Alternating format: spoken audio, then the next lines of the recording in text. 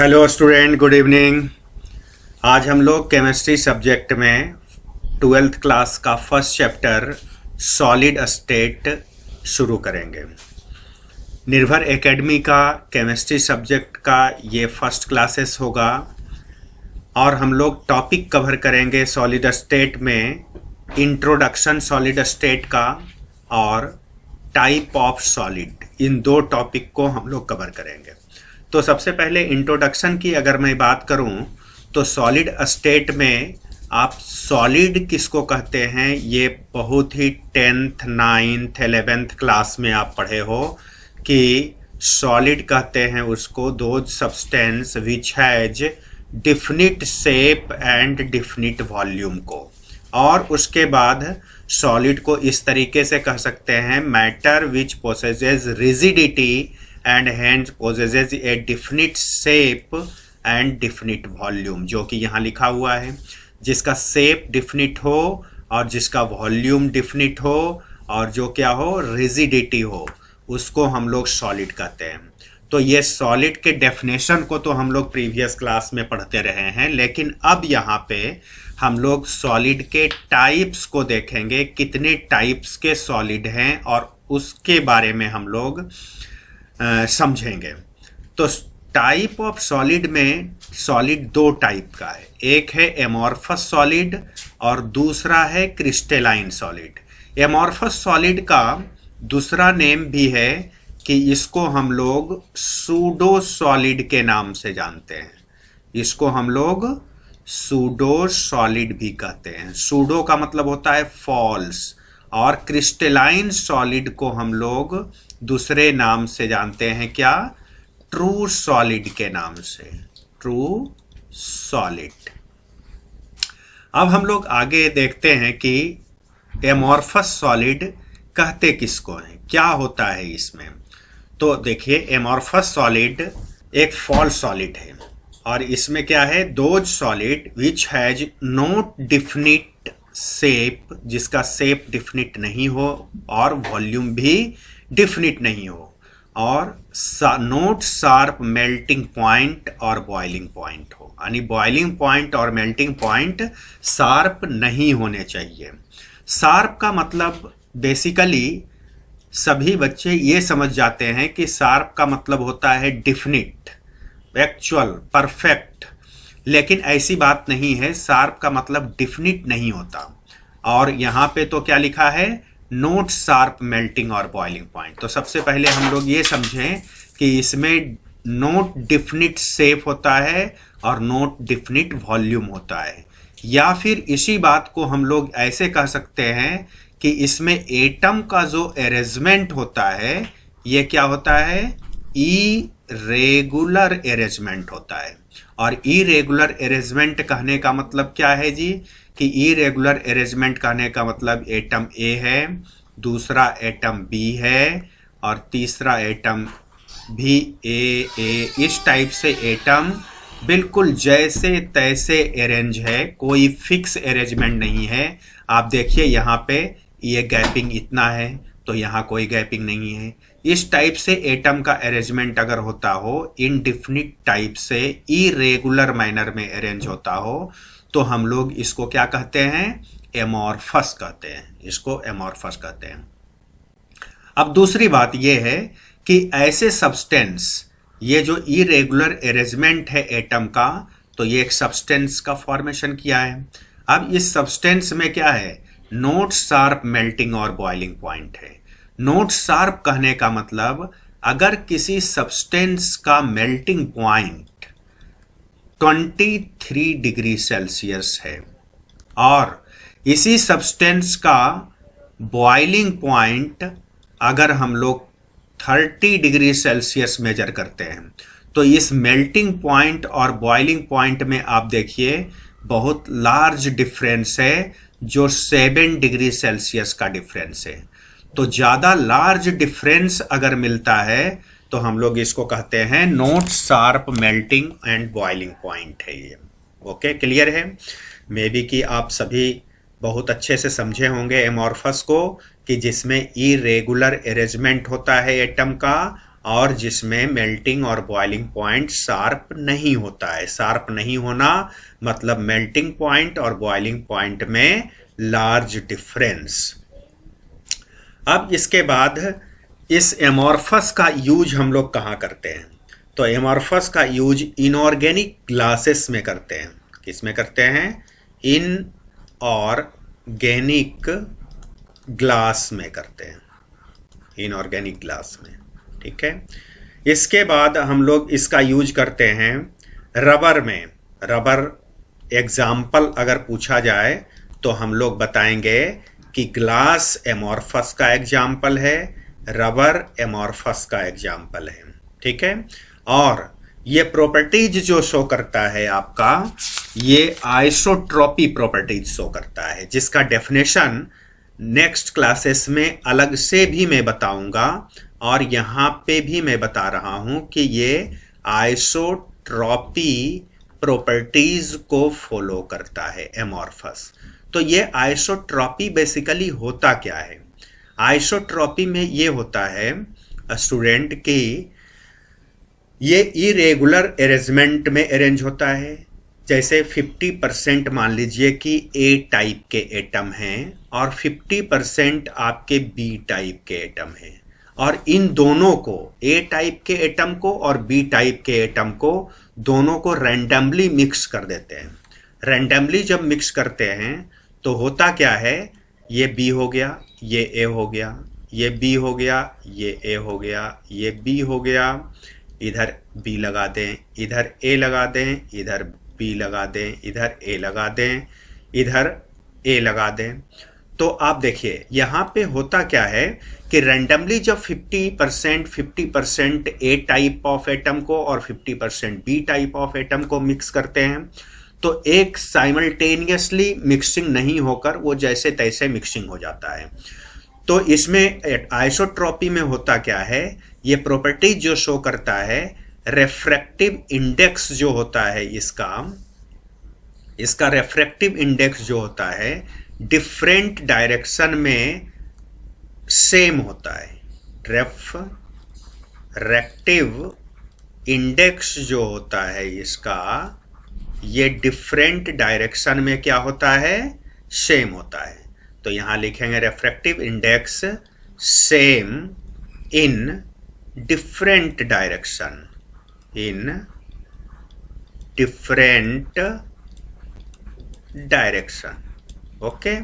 इसलिए ऐसा होता है डिफरेंट डायरेक्शन में सेम, कि अगर आप किसी भी डायरेक्शन में जाएंगे, मान लीजिए कि आप नॉर्थ के साइड में जा रहे हैं, या मान लीजिए आप इस डायरेक्शन में जा रहे हैं, अगर आप कंसीडर करें कि इस डायरेक्शन में मैं जा रहा हूं, अगर आप कंसीडर करें कि टॉप से बॉटम की तरफ मैं आ रहा हूं, तो आपको रास्ते में ए एटम जितना मिलेगा, बी एटम भी उतना ही मिलेगा जिस किसी डायरेक्शन में जाएंगे। तो लाइट का जो रिफ्लेक्शन होगा वो ऑल डायरेक्शन में इक्वल होगा, चूंकि एटम ए और एटम बी मिलने की प्रोबेबिलिटी क्या है? सेम है।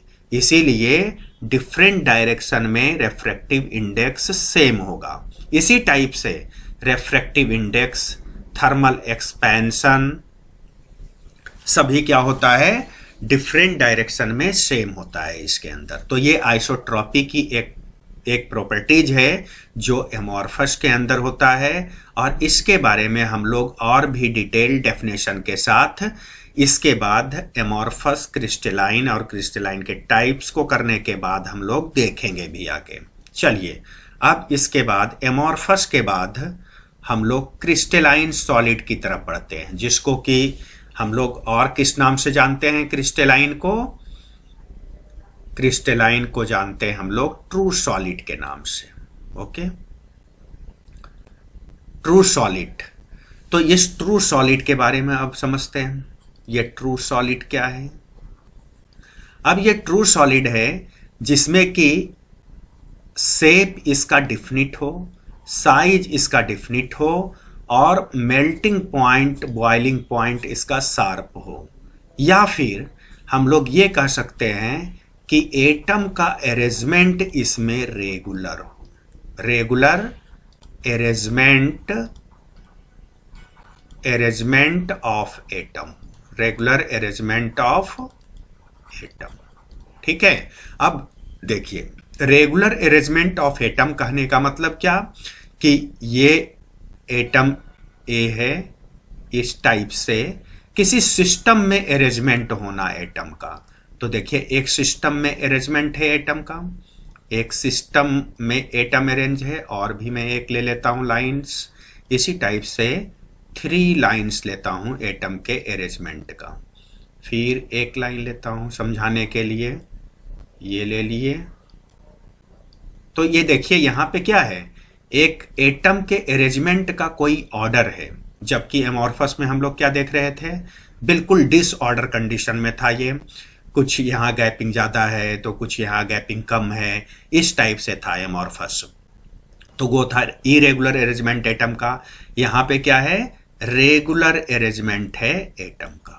ओके, एटम का रेगुलर अरेंजमेंट है, और मेल्टिंग और बॉइलिंग पॉइंट क्या है, शार्प है। यहाँ पे देखिए शार्प है। तो शार्प कहने का मतलब ये नहीं कि मेल्टिंग पॉइंट फिक्स है और बॉइलिंग पॉइंट फिक्स है, ऐसा मीनिंग नहीं होता शार्प का कभी भी। शार्प का मीनिंग क्या होता है कि अगर मैं इस क्रिस्टल सिस्टम को मेल्ट करना शुरू करूं तो मेल्टिंग पॉइंट अगर इसका 23 डिग्री सेल्सियस है और बॉइलिंग पॉइंट इसका 24 डिग्री सेल्सियस है, तो ये मेल्टिंग पॉइंट और बॉइलिंग पॉइंट में कितने डिग्री का डिफरेंस है, 1 डिग्री का डिफरेंस है, जो कि काफी मिनिमम डिफरेंस है। तो इसी को हम लोग कहते हैं शार्प मेल्टिंग और बॉइलिंग पॉइंट, और जिसमें मेल्टिंग पॉइंट और बॉइलिंग पॉइंट में लार्ज डिफरेंस मिलता है उसको हम लोग कहते हैं not sharp melting boiling point, जो कि एमॉर्फस के अंदर अभी अभी हम लोग पढ़े हैं। और मिनिमम डिफरेंस अगर मिलेगा तो हम लोग क्या कहेंगे, शार्प मेल्टिंग और बॉइलिंग पॉइंट है। अब इसमें अगर प्रॉपर्टीज की बात करूं तो प्रॉपर्टीज ये क्या शो करता है, crystalline anisotropy properties show करता है, एन आइसोट्रॉपी प्रॉपर्टीज।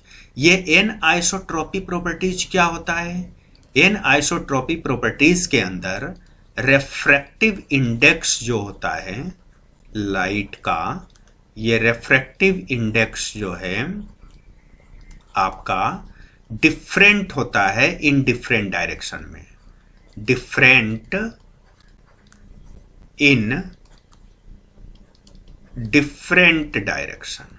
अब हम लोग इस बात को समझते हैं कि refractive index different in different direction में क्यों होता है। जैसे मैं इसमें क्या होता है कि एटम ए है, एटम बी है, फिर ए है, बी है, ए है, बी है। इसमें रेगुलर अरेंजमेंट होता है, फिर बी लेंगे, ए लेंगे, बी लेंगे, ए लेंगे, बी लेंगे, ए लेंगे, फिर ए, बी, ए, बी और ये बी।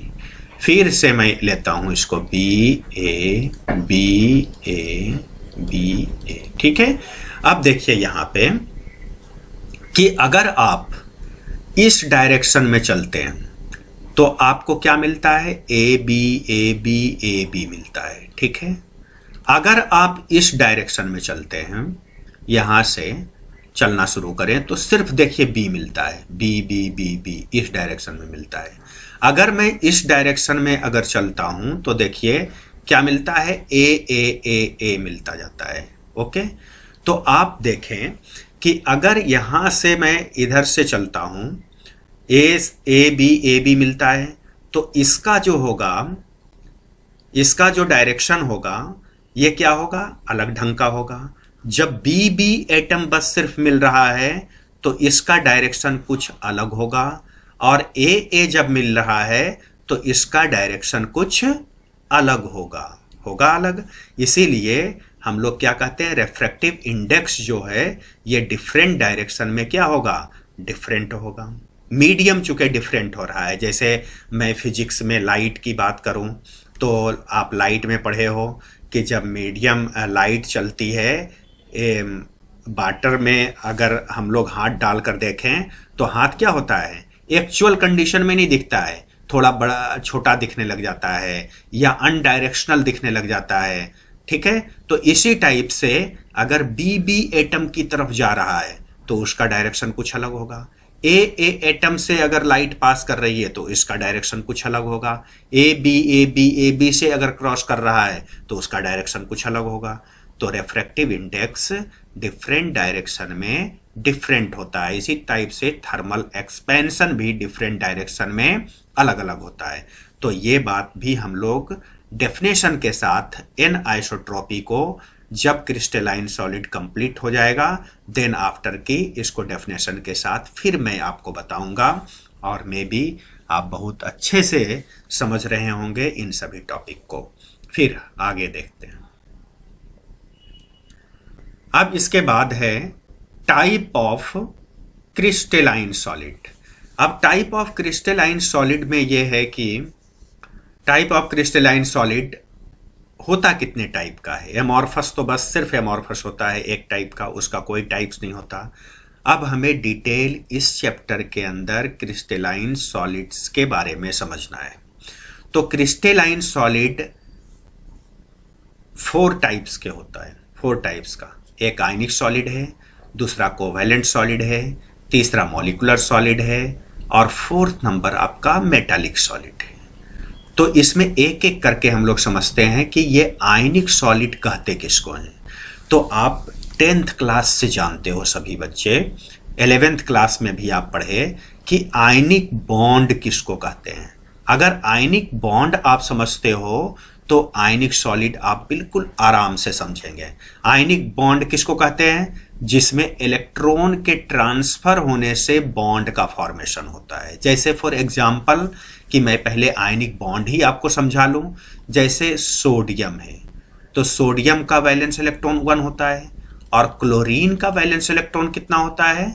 7 होता है। तो 7 डॉट लगाते हैं। अब ये दोनों अगर कंपाउंड बनाता है तो एक इलेक्ट्रॉन यहां से यहां ट्रांसफर होता है और ये कंपाउंड बनाता है NaCl। तो यहाँ पे सोडियम और क्लोरीन के बीच में आयनिक बॉन्ड का फॉर्मेशन होता है। यहाँ पे जो होता है ये आयनिक बॉन्ड का फॉर्मेशन होता है। ओके, अब यहाँ पे आयनिक क्रिस्टल की बात करेंगे, आयनिक सॉलिड की बात करेंगे। तो ऐसा crystalline solid the constituent particle are positive and negative, जिसका कंस्टिट्यूएंट पार्टिकल क्या हो? पॉजिटिव हो या और नेगेटिव हो। जैसे आप यहाँ सामने देख रहे हैं एग्जाम्पल, सोडियम इलेक्ट्रॉन दे रहा है तो इलेक्ट्रॉन दे रहा है इसीलिए इस पे पॉजिटिव चार्ज होगा, और क्लोरीन इलेक्ट्रॉन ले रहा है इसलिए इस पे नेगेटिव चार्ज होगा। और इन दोनों से सोडियम क्लोराइड बनता है, इन दोनों के कॉम्बिनेशन से। तो अब मैं आपसे एक आयरन का टुकड़ा दे दूं और आपसे पूछूं कि बताइए ये टुकड़ा किस टाइप का क्रिस्टलाइन सॉलिड है, तो आप क्या आंसर करेंगे कि ये आयनिक क्रिस्टल है या आयनिक सॉलिड है, आप आंसर कर लेंगे। जैसे अब मैं एग्जाम्पल लूँ इसमें, तो सिर्फ NaCl ही नहीं और भी एग्जाम्पल है इसका। जैसे ये है आपका NaCl, ये भी आयनिक सॉलिड है जो आयन इलेक्ट्रॉन के ट्रांसफर होने से फॉर्म्ड होता है, जिसमें पॉजिटिव और नेगेटिव आयन एटम के कॉम्बिनेशन से ये बनता है, उसको आयनिक कहते हैं। नेक्स्ट इसके बाद और भी एग्जाम्पल ले सकते हैं, और एग्जाम्पल क्या होगा? LiF एग्जाम्पल होगा। दूसरा क्या है जी? MgO भी इसका एग्जाम्पल होगा। तीसरा क्या है? ZnS भी एग्जाम्पल होगा इसका, और CaF2 भी एग्जाम्पल होगा। वैसे और भी एग्जाम्पल होंगे। अब आप जो भी एग्जाम्पल सामने होगा उसको हम लोग देखेंगे कि उसमें आयनिक बॉन्ड का फॉर्मेशन हो रहा है या नहीं। अगर आयनिक बॉन्ड का फॉर्मेशन हो रहा है और उससे सॉलिड का फॉर्मेशन होता है तो सीधा कह देंगे कि ये आयनिक सॉलिड है। लेकिन एक बात मैं यहाँ बताना ये चाह रहा हूँ आपसे कि जितना एग्जाम्पल मैं आपको बता रहा हूँ, जैसे ये NaCl है, LiF है, MgO है, ZnS है, CaF2 है, इन सभी एग्जाम्पल, ये सभी एग्जाम्पल आपके बोर्ड एग्जाम के लिए बहुत इंपॉर्टेंट है। एग्जाम्पल से भी क्वेश्चन आता है। एग्जाम्पल से क्वेश्चन कैसे पूछे जाते हैं, ये पूरे टाइप ऑफ क्रिस्टलाइन सॉलिड्स को बताने के बाद मैं एक एग्जाम्पल लूंगा क्वेश्चन के पैटर्न का, जो कि बोर्ड एग्जाम में पूछा जाता है जिस तरीके से, और उसके बाद मैं फिर एक्सप्लेन करूंगा कि देखिए इससे किस तरीके से क्वेश्चन पूछे जाते हैं। अभी तो आप इतना ध्यान रखें कि अगर NaCl के बारे में पूछा गया तो हम लोग कहेंगे आयनिक सॉलिड है, MgO के बारे में पूछा गया तो कहेंगे आयनिक सॉलिड है। ठीक है, अब आगे बढ़ते हैं।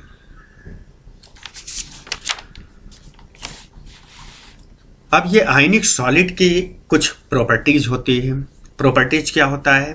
प्रॉपर्टीज होता है कि strong electrostatic force of attraction होता है इसमें क्या होता है? Strong electrostatic force of attraction होता है।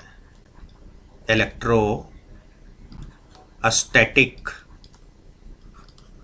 फोर्स ऑफ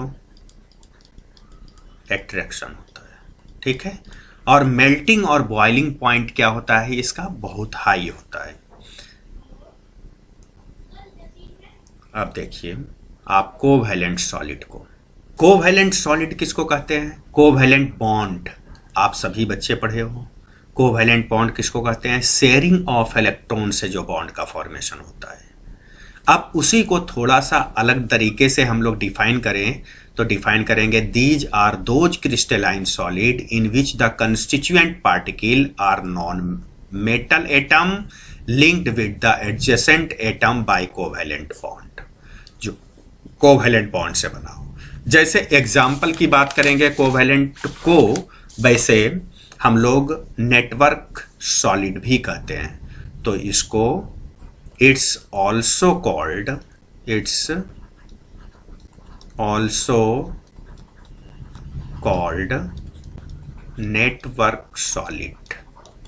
नेटवर्क सॉलिड भी कहते हैं इसको। अब इसमें एग्जाम्पल क्या होगा ये नेटवर्क सॉलिड का या कोवैलेंट सॉलिड का? तो जैसे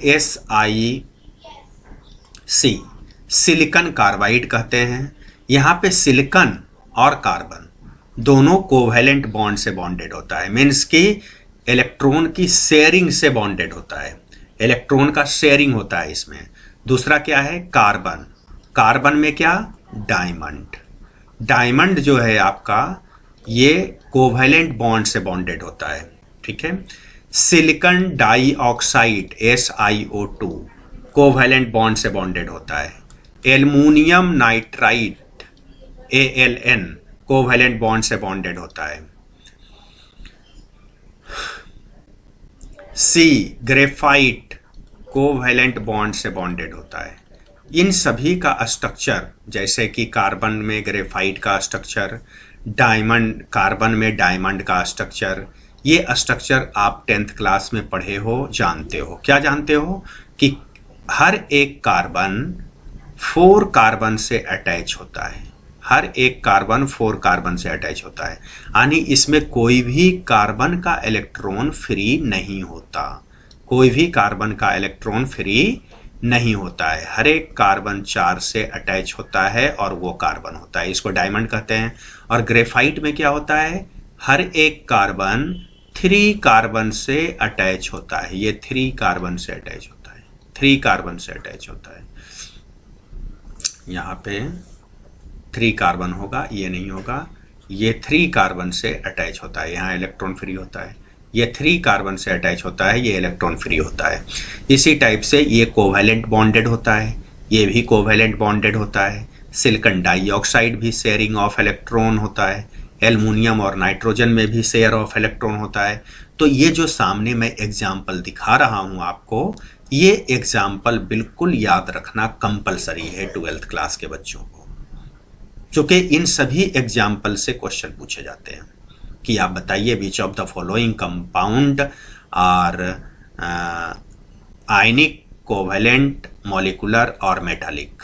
जो कंपाउंड दिया हुआ है वो आयनिक सॉलिड होगा, कोवैलेंट होगा, मॉलिक्यूलर होगा या मेटालिक होगा।